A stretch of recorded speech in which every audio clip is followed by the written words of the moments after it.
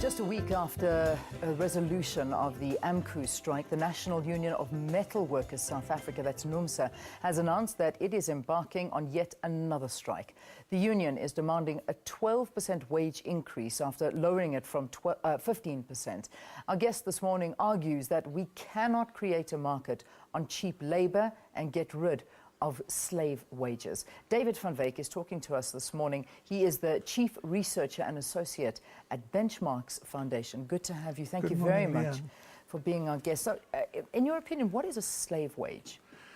Well, I think that in the South African context, if we look at the ever-increasing price of things, or prices of things, we probably have an inflation rate that's closer to 12% than the 7% that is claimed by the government. You know, if you just look at the fuel price increases over the last year and so on. And what also bedevils the situation is that workers live very far from the places of work as a result of the spatial arrangements of apartheid. So people spend an awful lot of money on transport. Apart from that, food prices and so on have increased quite dramatically also over the last 5 or 6 years, but wages have remained fairly stagnant. Yeah. If we look at Mercedes-Benz South Africa, for example, which is one of the big factories that will be affected by the strike, their their revenue in the last year was 43.5%, or rather it was 27.5%, which is 43.5 billion rands increase in revenue. Yeah. Now, workers see these increases. They also see the increases in the incomes of the big earners, the CEOs and so on. In the last year, for example, the category of people who earn more than 100,000 rands per annum, their salary increases has been 83%. Mm-hmm. Now, you compare that to the 6.5 or 7 or 8% that they are willing to offer to the workers. Workers feel that that is an insult when they compare their standard of living and also their incomes with that of the wealthy in this country. The income gap in this country is completely unsustainable. You know, that Bloomberg reported in October last year that fund managers in England, in London, called in South African CEOs and told them that, you know, it is unsustainable, this inequality that exists within firms. Yeah. So this is, I'd like to just go back to our AMCU strike that we've just seen ending, and I'd love to get your opinions on this. We saw the union absolutely resolute that they would not end that strike, even though it was hammering our economy. And a lot of people saying, you know, the workers really did not actually gain much out of this. What is your opinion? Well, I think that the workers gained an awful lot. You know, for the first time, people got an increase of 1,000 rands in 1 year, which is, for the lowest category of workers, almost 20% increase, which is much higher than the original 8 or 7% that was offered, the usual amount that is offered. And we have monitors on the ground all over the Platinum Belt, and our monitors told us that there was a resoluteness about the workers themselves as well, which was not really reported on. You know, people said that we are going to sit out the strike until we get what they want. So it was a victory in your opinion? Yeah, I think it was a good thing, and I also think that for the Rustenburg economy, ultimately it will be a good thing because there will be huge injection of money and demand into that economy. The South African economy is hampered by the fact that we don't have a domestic market, despite the fact that we have 50 million people. And the reason for that is because we're a cheap labor economy. You know, South Africa should be comparable to Australia and Canada. We always play sport against them, and we compare ourselves on the rugby field or wherever, but we don't compare ourselves when it comes to wages. What are the wage discrepancies? I mean, do they pay much higher wages? They pay much, much higher wages. An Australian truck driver gets 1.5 million rands a year.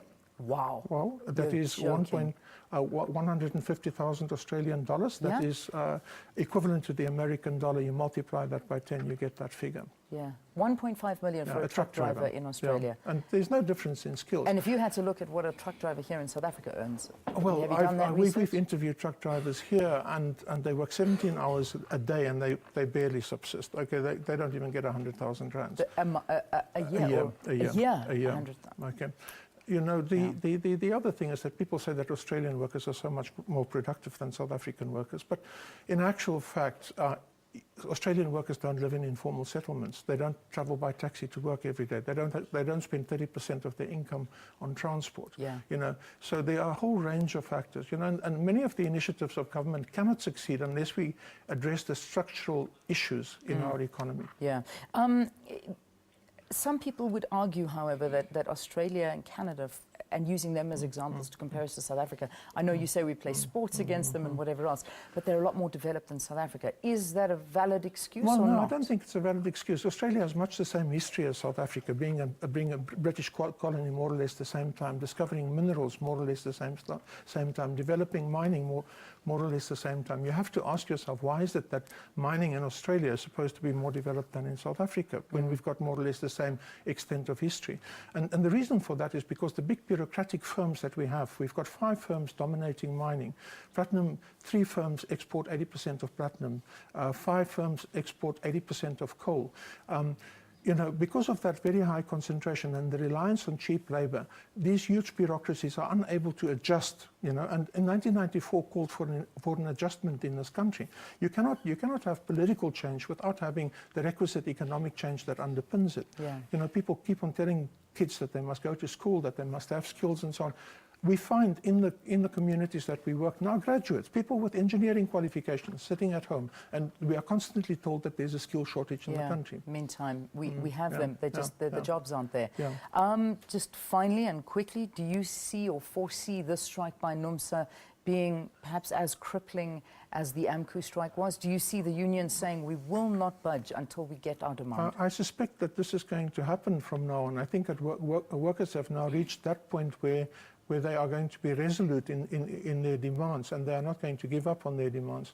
You know, the problem is that we need an intervention in the South African economy. We need almost a whole renegotiation and re-engineering of the economy so as to make it more open and so as to allow for new entrants into the market and so on. You can't push small business development, for example, if the economy is entirely monopolized. The metal industry, if we look at the motor car industry, it's 4 motor car companies. Mining industry, it's 5 or 6 mining companies. Retail industry or wholesale industry, it's 5 or 6 wholesalers and retailers that dominate the economy. Now, where do the small business enter? And so consequently, 80% of small businesses fail within the first 3 years. Yeah. Thank you for talking to us. It's been a very interesting conversation. David van Wyk, Associate at Benchmarks Foundations, talking about this looming strike. NUMSA going on strike tomorrow. We're talking about 220,000 members expected to down their tools in the steel industries. Now, I mean, this is car manufacturers, mining again to be affected. Eskom most definitely be affected. So that could affect you and I in a very dramatic way. So let's just see what happens. Thank you for talking to us, Thank you very much, and we'll Leanne. follow that very, very closely You are. after the break.